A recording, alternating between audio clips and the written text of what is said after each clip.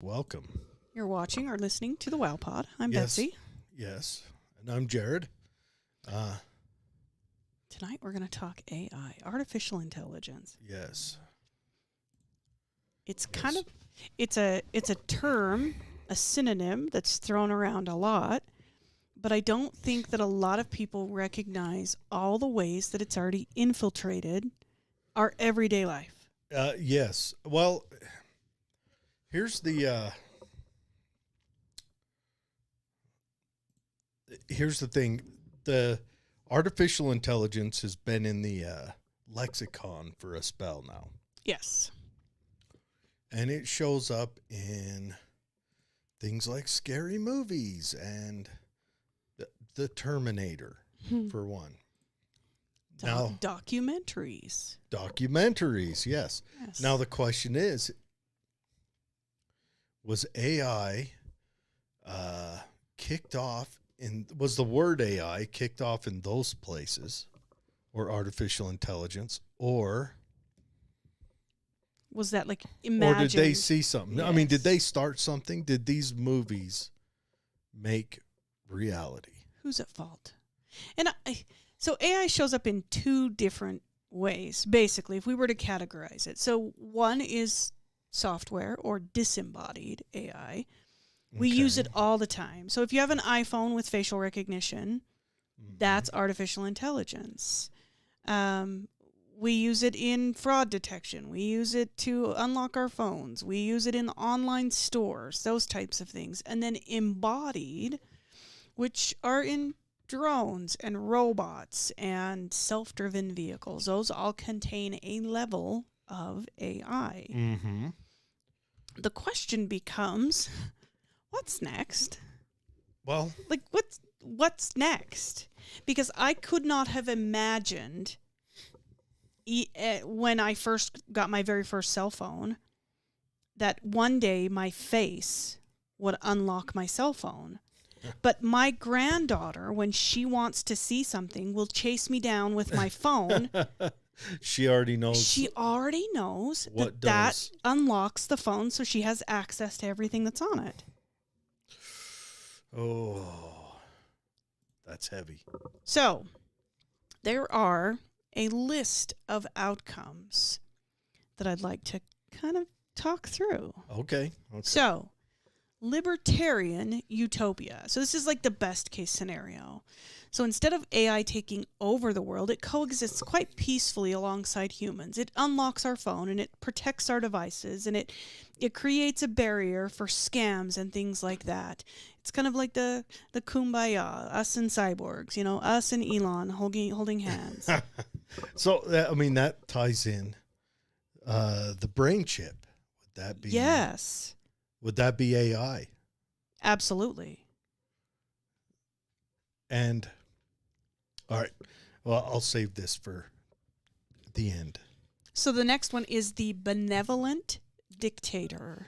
So compared to the utopia, this is a bit of a demotion. We've gone a step down. There's this powerful and complex AI that runs society and imposes rules on humans, but most humans are okay with it because these rules help us to live a better and safer life. Well, let's face it. An AI wouldn't express itself with greed. Correct. So a lot of our politicians tend to be okay writing rules with loopholes for themselves. Yes, this would eliminate that. Mm-hmm. The next one is the egalitarian utopia. So it's like a futuristic socialism. This is where humans and cyborgs coexist peacefully due to the elimination of personal property and a guaranteed income. Welcome, comrades. Okay. I think I'm not a fan of communism or socialism just because that piece is so short-lived. Well, let's say everyone steps into it.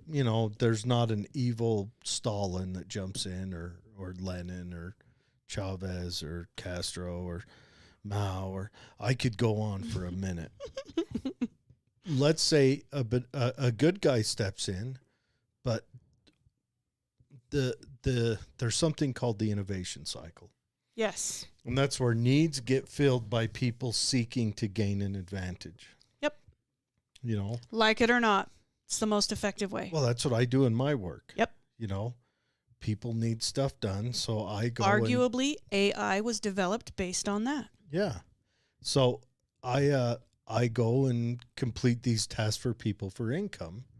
And some other people say even the companies that we foresee as evil, such as pharmaceutical companies, but they're filling a gap that people have a desire for. Correct. Viagra shows up on the radar as a heart medication, and it has a side effect, and I promise you there's no one taking it for heart problems. That's right. You know? That's right. Because they found a bigger venue for profit. Yep. Had it just been egalitarian, there would be no Viagra. But if you're, 2 weeks post-heart attack, you'd be a tripod. True. Because they would be giving you the medication for the egalitarian reason, not the capitalist reason. Yep. The next scenario is... Sorry. What I was going to say is that when we reach AI and AI takes over the workplace, when there's a lack of scarcity anymore, I think that's when we could see socialism happen. Yeah.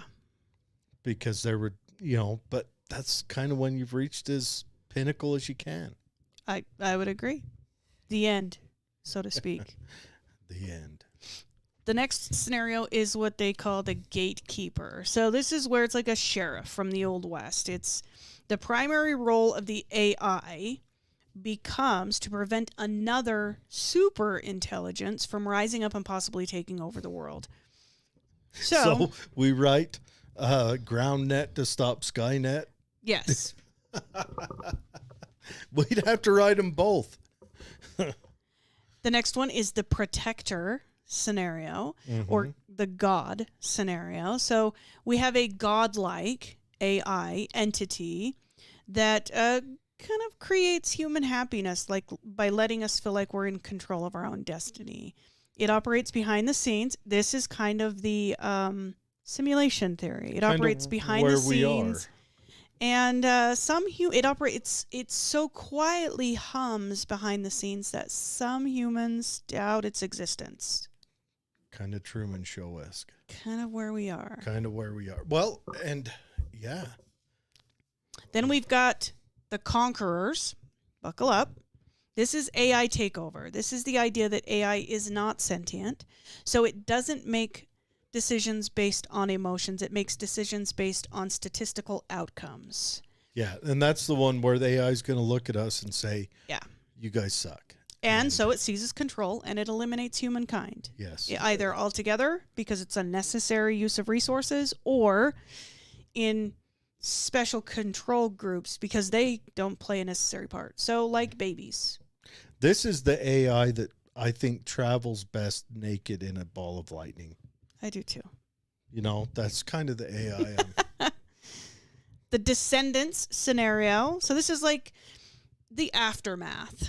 After this is after the conquerors. The state of evolution where Neanderthal and Denisovan man were steps to us. Yeah. We're steps to. And this could be seen a couple of ways. One, like the natural evolution, once the conqueror AI has eliminated anything that you kind of fall into a lull where you're like, well, this is the way it is. Or a little more graceful, kind of a passing of the torch, if you will. So where we, as the creators of AI, look on it like proud parents. And we just keep giving it more accolades and responsibilities. This one's scary. It's the zookeeper scenario. An all-powerful AI takes over, but it doesn't kill humans off completely. It keeps us more in a captive state, similar to zoos. We're pets. Because we become the resource. Or the battery. Yeah. That's like that other documentary we saw. Yeah. So all of these have been explored.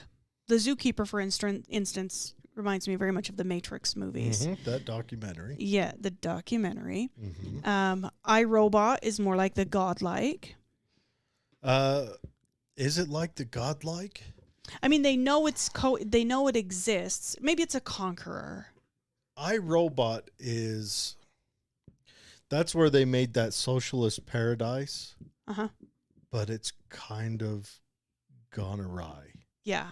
Like, I think it's just one robot breaks out and just kind of gains a different type of sentience. Yes. So what has happened is the all-powerful balling globe of light that is protected in the tower has gone rogue and, starts giving commands, because we have to recognize that you can program a lot of things into these embodied AIs, but you cannot program humanity.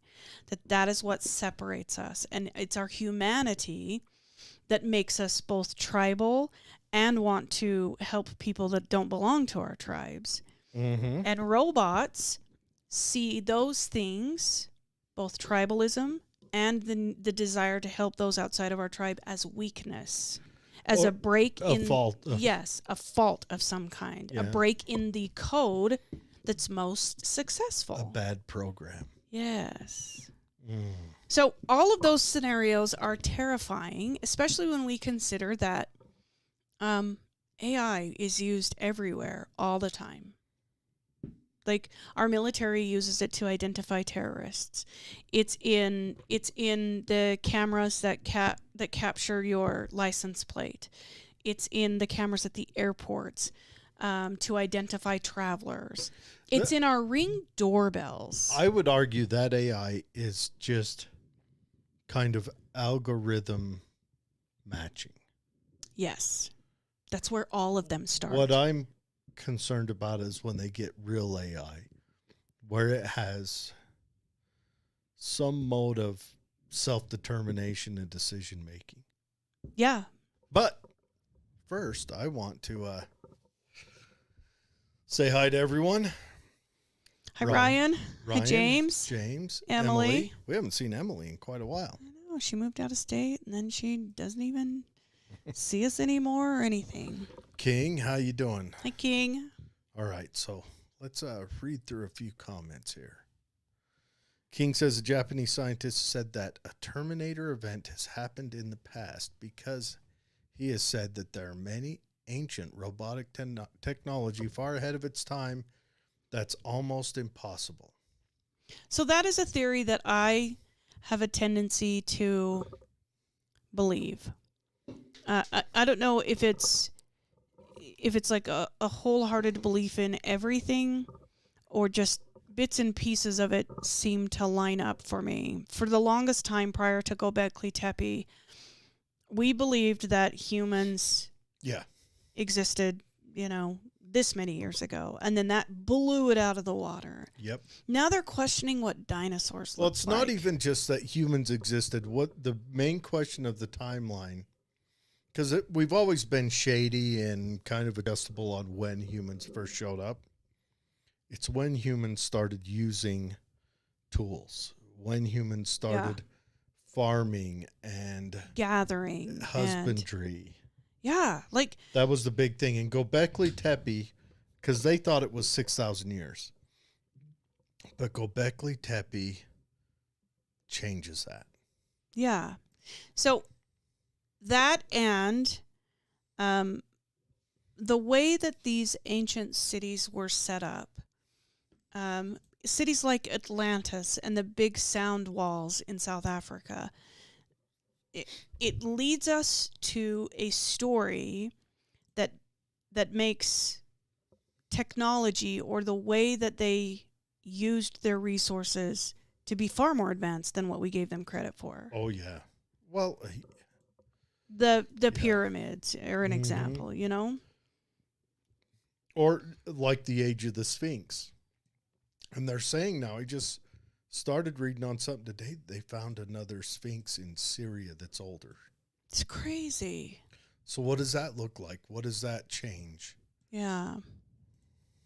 Yeah, so I would agree with that sentiment, King. Yeah. It would be spooky if it's the I don't know if I agree with it because, well, I don't not agree with it. Yeah, I think that's where I'm at. I can't discredit it wholly because there's enough evidence for it to have warrant. Yes. No. But I can't embrace it wholly because we haven't really connected all of the dots. Yeah, and I wonder, what if there's like this is going to be woo-woo now. What if there's like a spiritual technology or a crystal technology I have seen Indiana Jones. Yes. That's what I'm saying. Yes.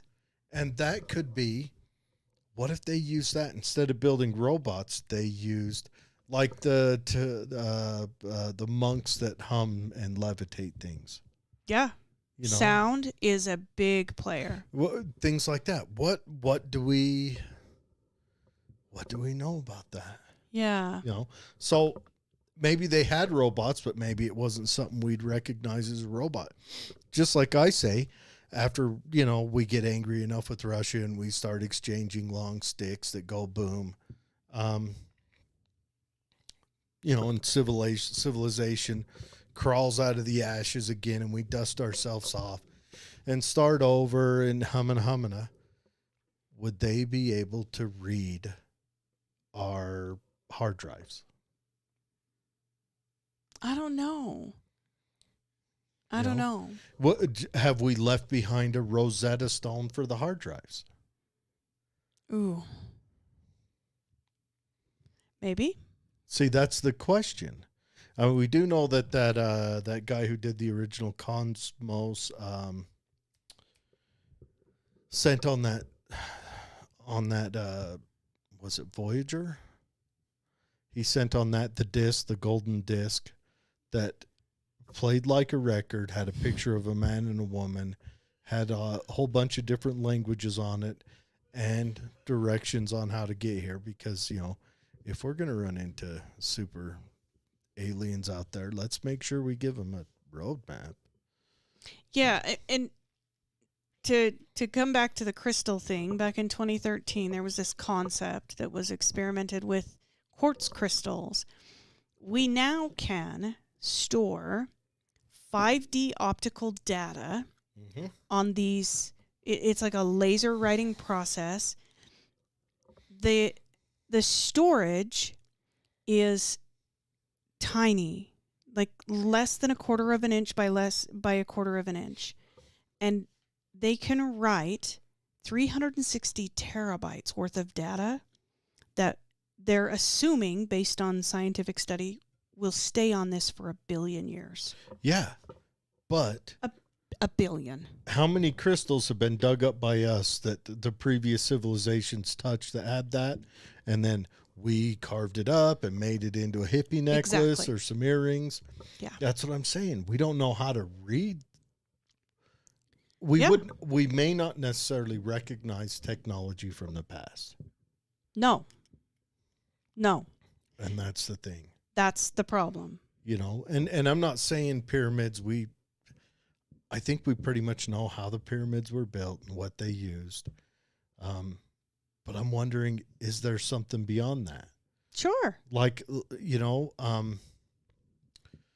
was Solon, when Solon went to Egypt and met and learned about Atlantis, the high priest said to Solon about the Greeks, he said, "Your civilization is so young, you are but children," or something like that, because they have no memory of the past. And that's where I think we all are. All right, a few more comments. We'll run through these real quick, and then I want to have some videos. Like ancient robots in Roman times, ancient Chinese times, a lady in the UFO with the box, the ancient pipes found in mountains and rocks that have computer technology inside of it, The scientist said it's the beast system. I don't know what that is. It's spooky because in the movie Terminator, documentary, good sir, human were used as cattle to study, but not kill or to extinct. Hello, Lori. It would be spooky if it's true. And remember, the ancients have said that this world has been destroyed several times, so wouldn't it be crazy if it's God and Satan having battle? Ooh. That would be crazy. Yes, it would. Yes, it would. I'll hop over to Facebook, see what the comments say on there. Hello, James. Ryan says Boston Dynamics makes some really advanced robots and drones. Imagine if the AI zookeeper was built into machines like that. We're screwed.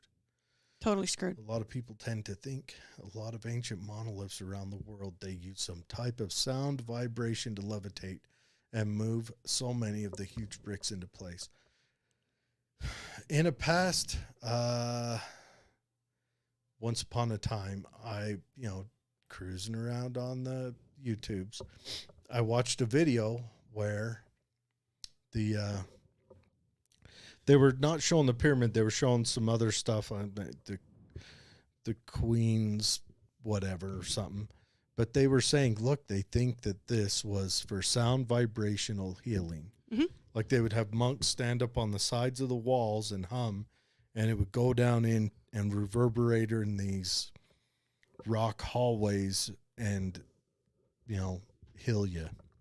And, I don't know, early X-ray. If you want to read about a really crazy one, it's called Puma Punku. Oh, yeah. It's in Bolivia, and archaeologists just cannot figure out, because Bolivia was sparsely populated and really, really spread out. And some of these stones don't occur for 50, 60 miles, and they're 130 tons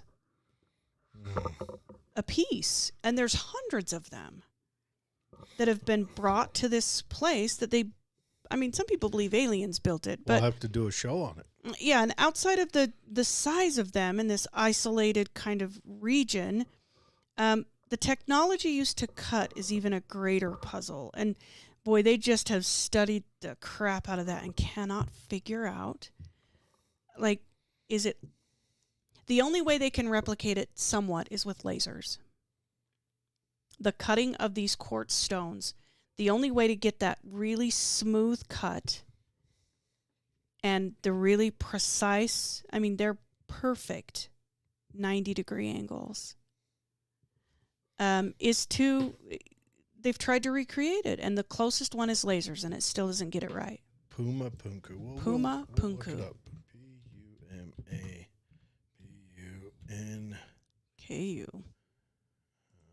Okay. And let's look at these images. We'll show them on screen for everyone joining us here. I got to make some adjustments to the screen real quick. So yeah, I kind of dug into Puma Punku a couple years ago. It's an interesting story. The locals believe that it was aliens. It's kind of their tradition or history, voice history that's been passed down. But it's this giant structure that's, almost 2,000 years old. It's, big megaliths. Yeah. How cool would it be to go visit all these places? Yeah. But do you see, they're just perfect. And people have tried to recreate this in miniature and see if it fits together. One theory is that it was a landing strip for an alien ship. Mm-hmm. Or a takeoff strip. That's where that's where the check-in lady stood. The stewardess was over by this. Yeah. That's where she checked your boarding pass and handed you the pillow. Yeah. And then you walked up the the little ramp and It's crazy. got in the saucer. It's crazy. And then Gleep Glorp, the pilot, said, you know, It's time to fasten go. your seatbelts. All Please keep your arms and legs inside the ride at all times. You know, you got to quit eating your space octopus soup while we're in takeoff. So Puma Punku, check it out. But what brought us to this show tonight was Jordan Peterson. Well, yeah, Jordan Peterson is talking about this chat AI or chat GPT. And it's kind of, he was on there talking about it, just how fast it is and how intelligent it is and, you know, and everything like that. And it kind of freaked me out a little bit, not going to lie.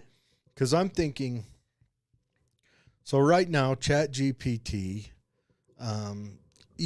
I've been on it all day. You just ask it questions, or you can tell it to write something. Or I had it write me a short story, and it writes them fast. Like sometimes it processes for a second, but then once it starts. But the craziest thing, the one that freaked me out, all that not a big deal. When I watched it write something and then delete it and write something else, that freaked me out. Like it said, oh no, this isn't going to fly. You know, it's proofread, like it's has a conscience or something going on in there. But first I want to watch some robot videos. Scary videos. Because this one's not too bad. I mean, Fluffy, come here. Yeah. Let's go, Fluffy. It's time for a busy day at work. Check the Fluffy, sounds. come here. Good dog. I'm Mark Goddard from the Advanced Manufacturing playing Center on here here. at Ford Motor Company. Hold I'm on. the digital. Let's see what's going on here. Oh. Was it starting to play on there? I think so. Okay. Engineering manager, and I'd like to introduce Fluffy, Come on. our quadruped robotic dog. So this is a Boston blocked us out. Dynamics Spot. We've It might nicknamed him be. Fluffy, and we're utilizing it to actually do laser scans of our facility. That image is then utilized by our engineers to develop new vehicle programs, and it allows.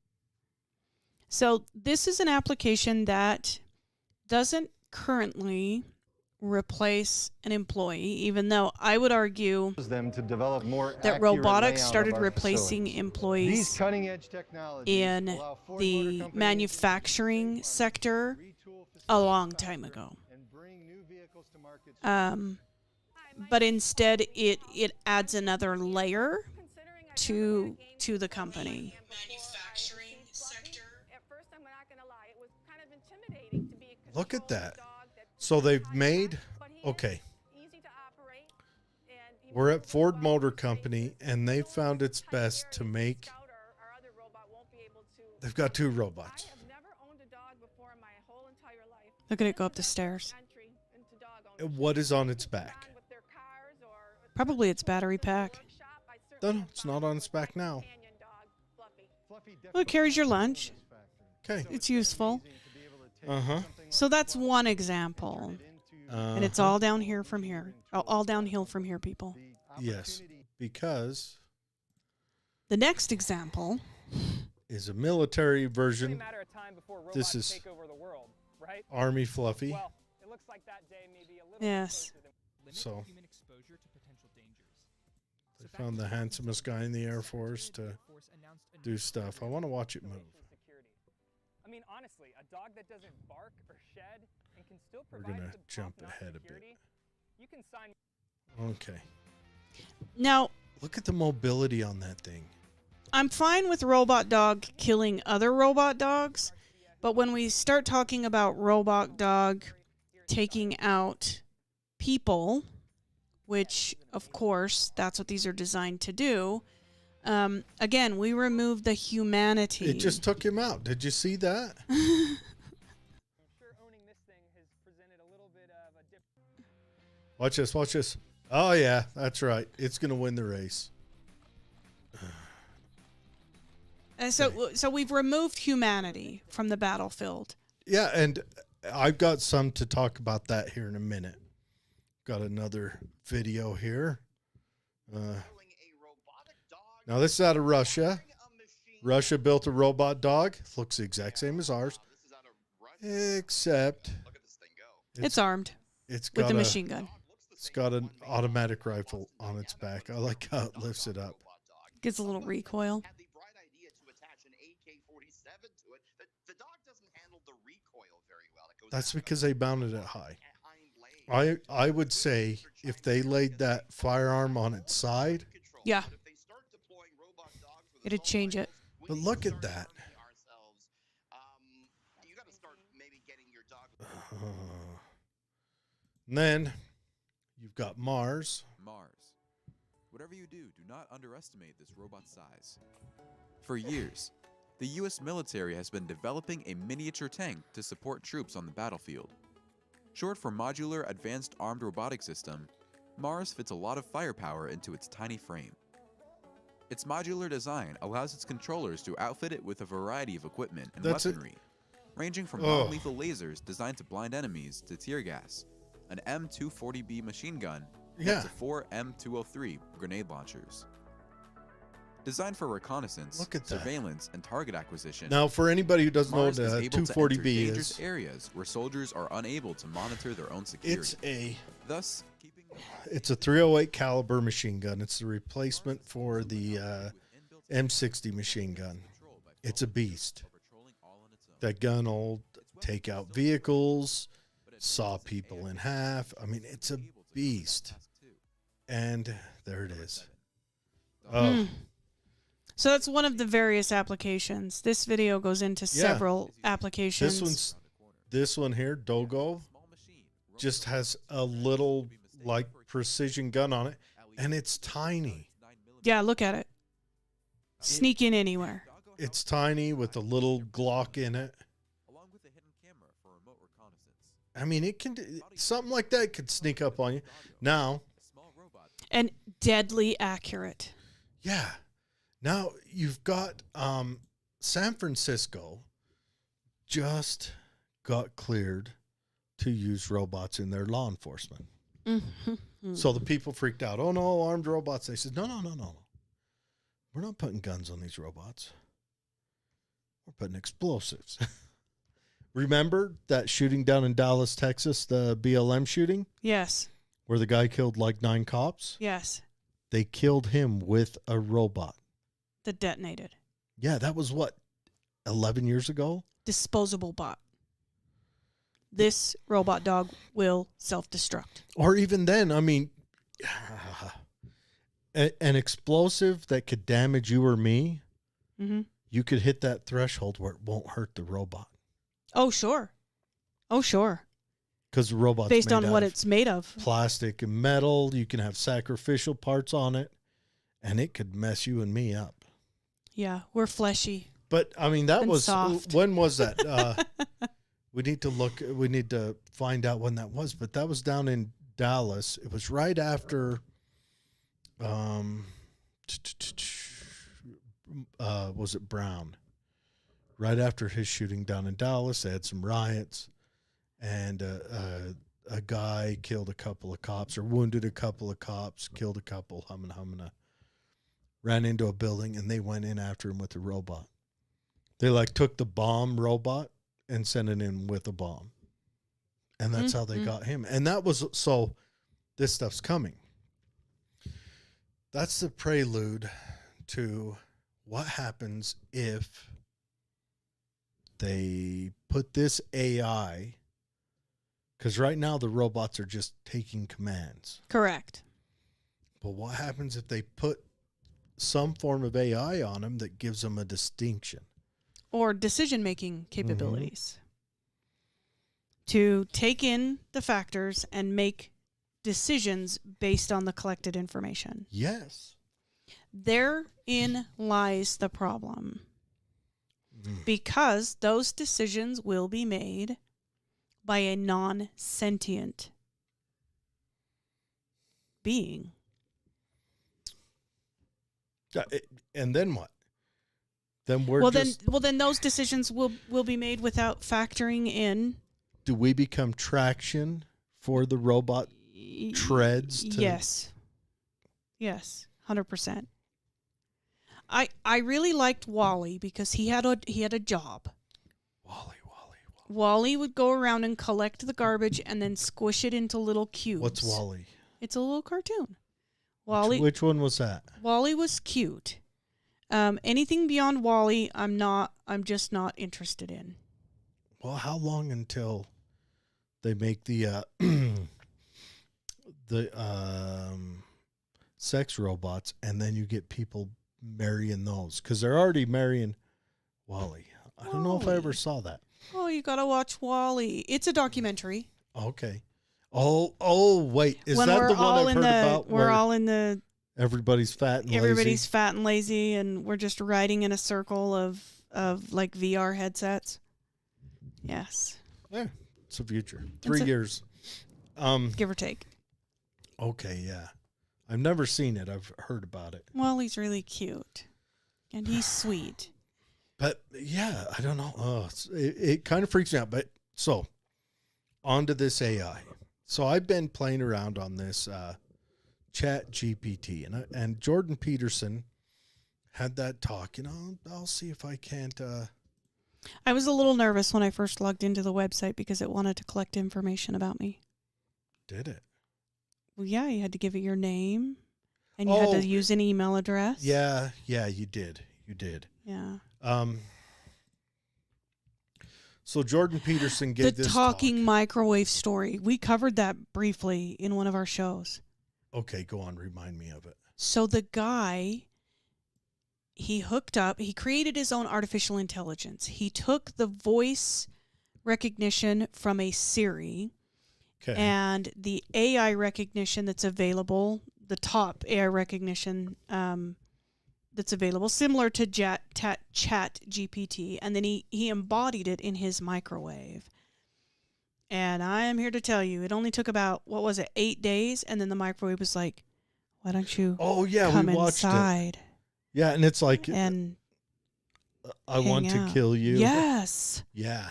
Well, how long before guys, because guys are already marrying I know. their sex dolls. How long until they try, like if they make a robot? It's over. No, we haven't seen a lot of women marry sex dolls. No. Women tend to marry ghosts. Ghosts. And I think that's because of the drives between men and women, where a man wants a partner for the physical side of it, and a woman wants a partner for the emotional and I don't know what other feelings women have side of it. And that's the difference, is they want, and that's why we see girls marrying ghosts and guys marrying, plastic. Yeah. But it's a sickness, really. The robot could bridge the two. It could. They could make an Irish pirate robot ghost robot. Yes, give it the embodied disembodied. Oh no! Yeah, women would just fall for it. And then that girl in Ireland is happy. Yes.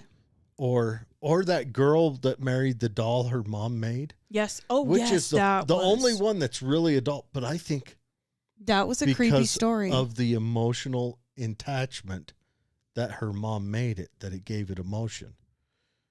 I forgot about that story. Where the guy wants like plastic. That's the shit nightmares are made They of. want a Barbie that's made 5'6" or whatever, and big Perfect on the front and the back, and Yeah. Oy. So this Chat GPT enters the cosmos, and Jordan Peterson, I think he was just curious to see, he'd heard some buzz, and so he asked it to perform a couple of tasks. Yeah. That, scholars would have a difficult time with. Like combine or write the Bible in the form of ancient Chinese or things or whatever like it was. And it was so blazing fast that he came to this recognition that universities and degrees and those things are just... They're going to be gone. History. This is going to write them out. This is going to write them out. And not just that. This could... I think for our next show, we should come up with a premise and ChatGPT writes a show for us. I wonder if it would. We should just try it. See what it does. We should try it. Our next show. Yeah, brought to you by... It'll be a complete fiction. ChatGPT. Except it'll be a predictive fiction. But, yeah, Jordan Peterson's he's like, it's smarter than you, it's faster than you. You're just going to be drummed out. Like, you could probably have this thing write a book for you and publish that book. Yeah, so the short story, I said, write me a short story. And that's the only prompt I gave it.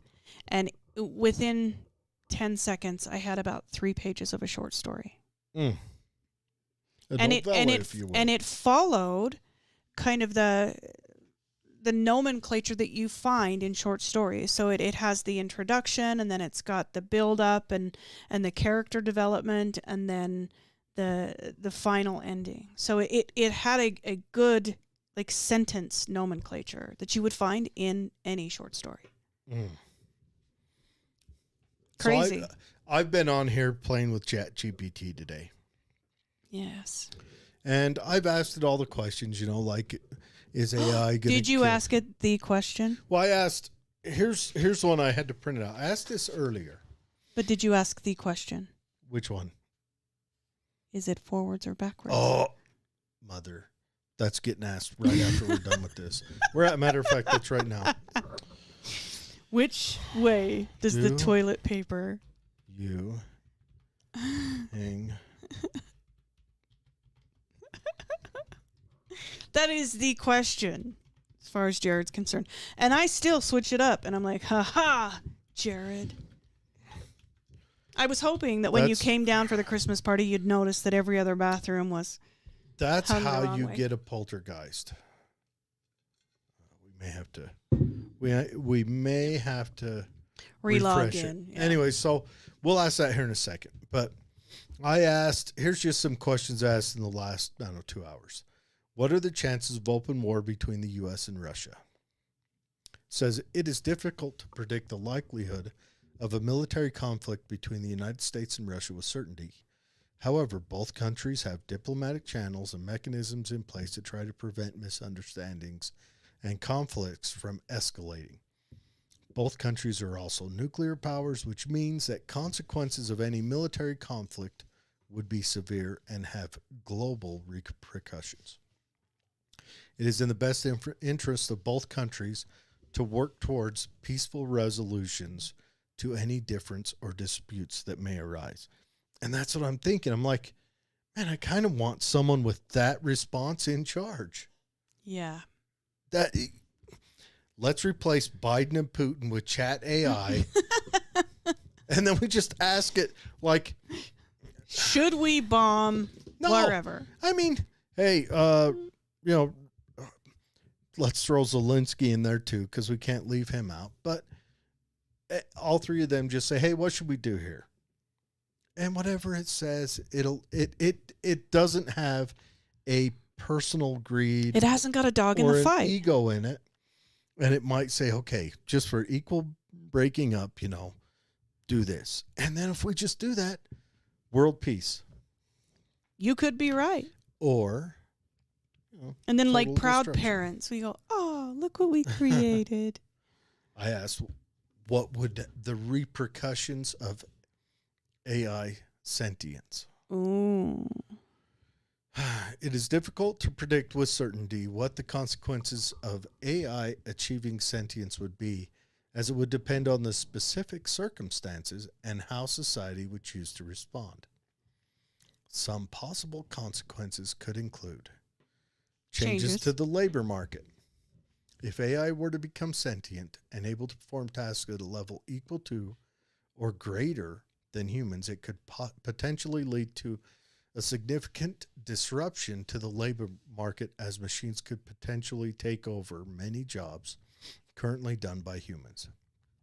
This could lead to an unemployment and income inequality. And I would say this has been proved by the non-intelligent machines we have now. Correct. Just just the mechanics.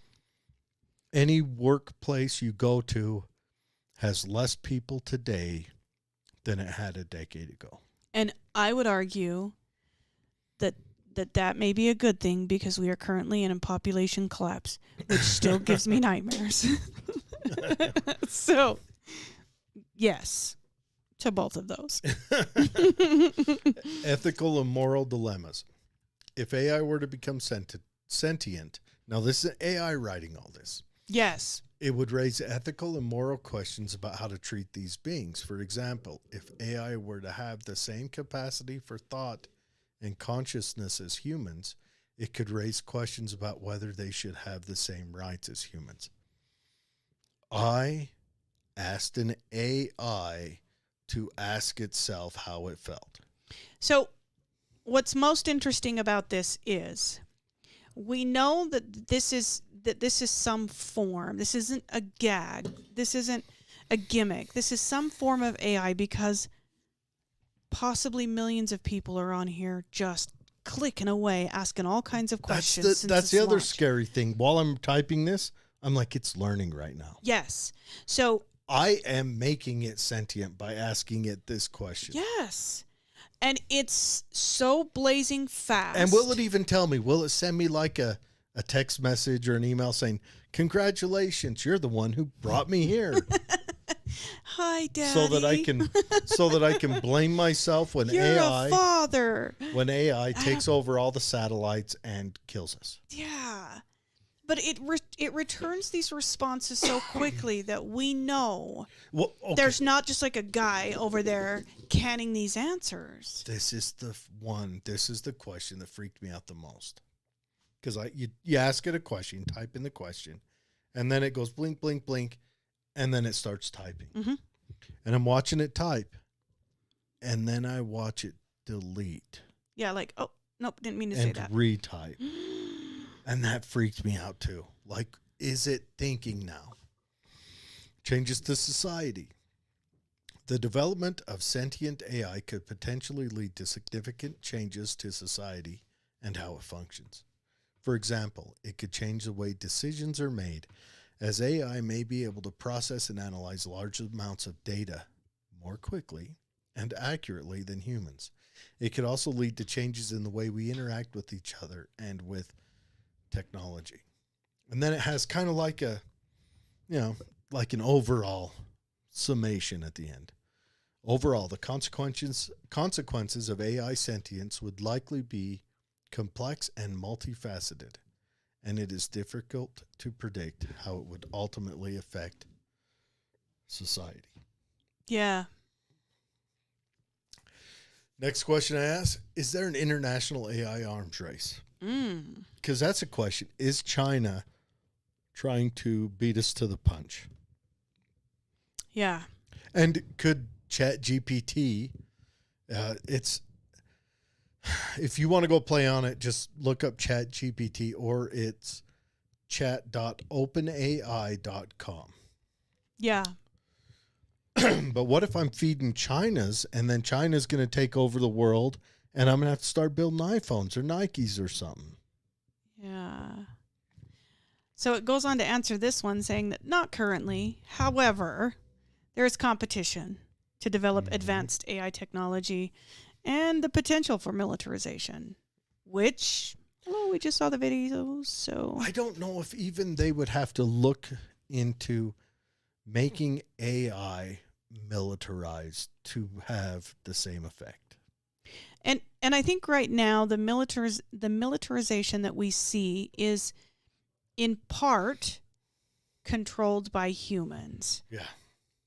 It crosses that Rubicon. It tips over the edge when it can collect data from wherever, either from what it's seeing, gather data, or, God forbid, it gets put on the internet, and then make decisions based solely on its collection of data.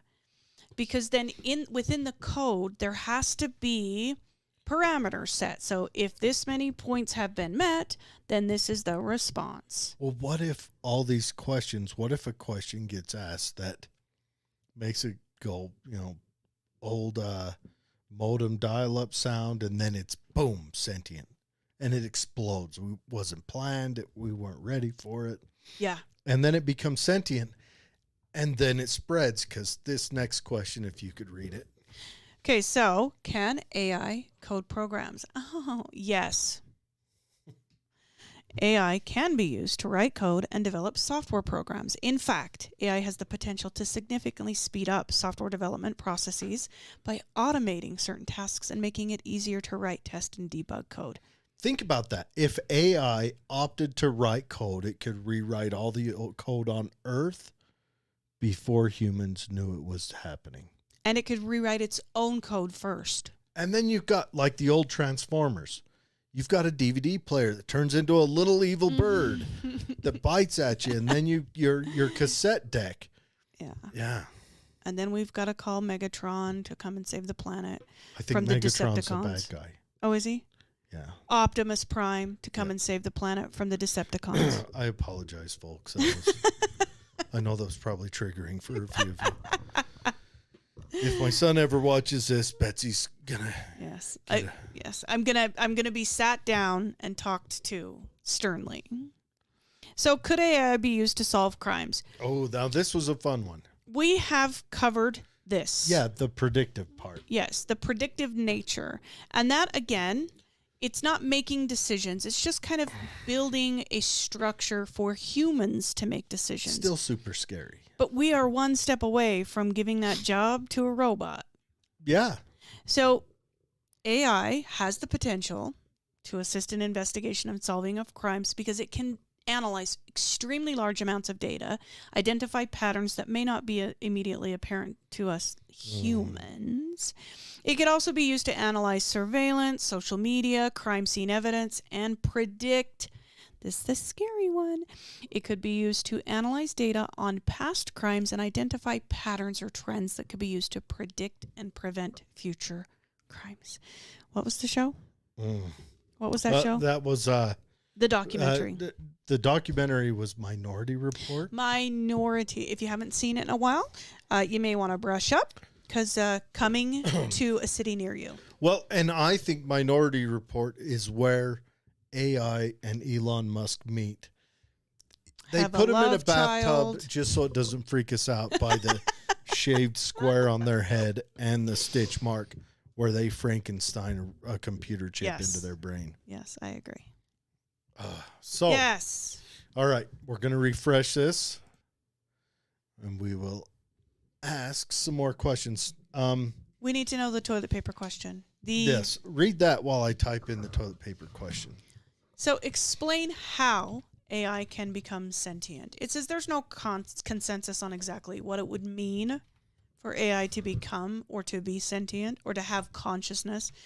But there are some definitions that we commonly use. Some people define sentient AI as a machine that is able to perceive its environment, think and learn on its own, and make decisions based on what it has learned.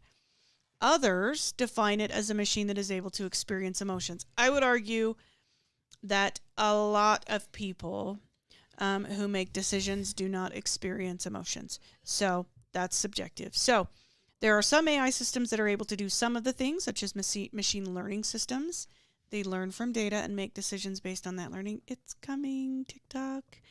However, these systems do not have consciousness in the same way that humans do.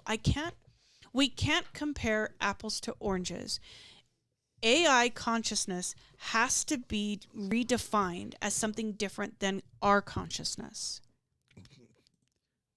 Please. Okay, the toilet paper question. Okay, you ready?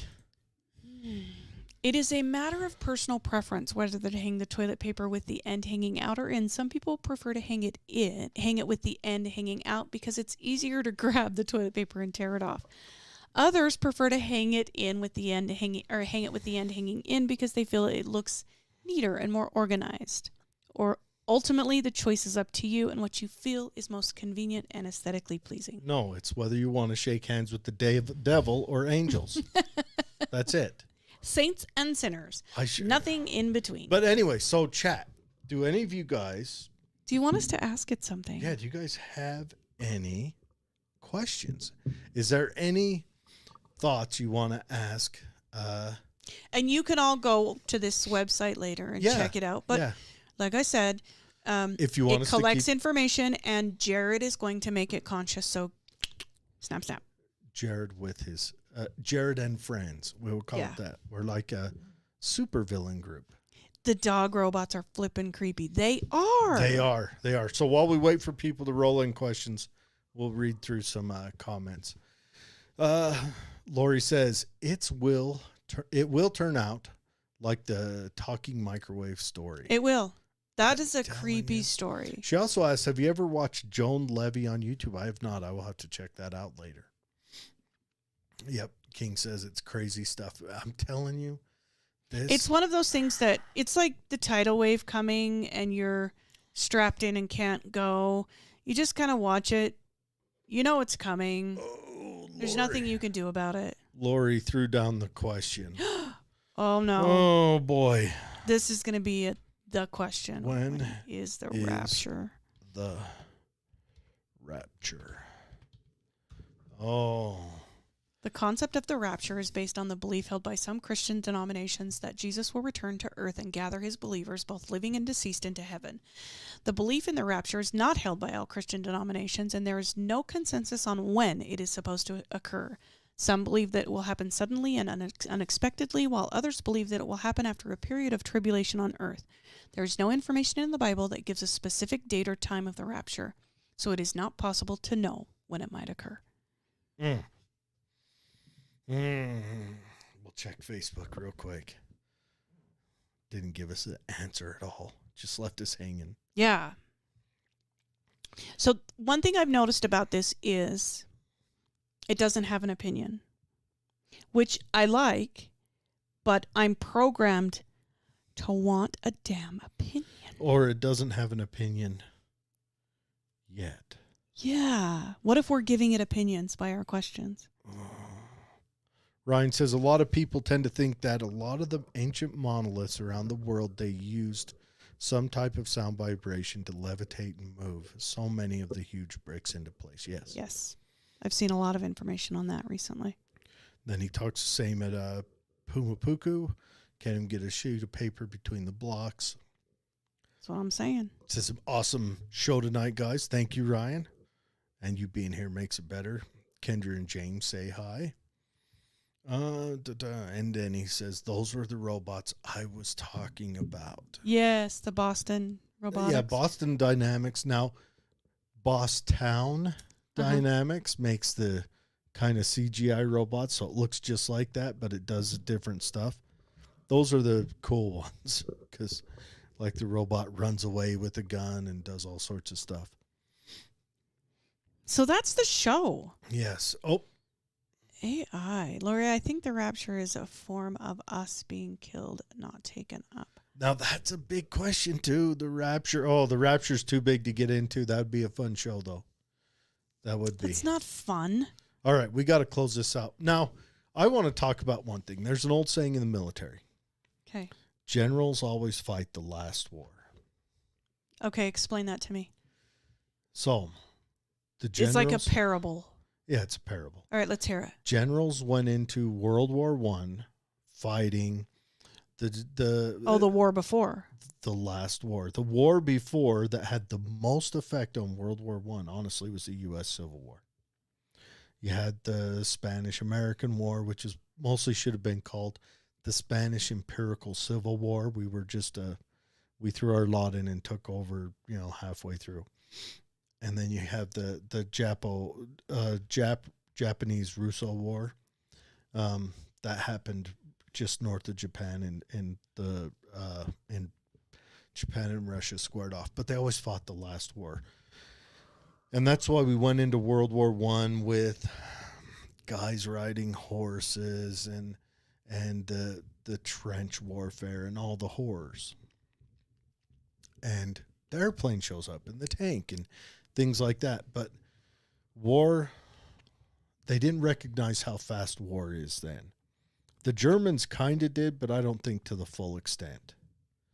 Because the Germans move fast. So anyways, I'm watching. Like how fast war pushes technology? How fast war moves.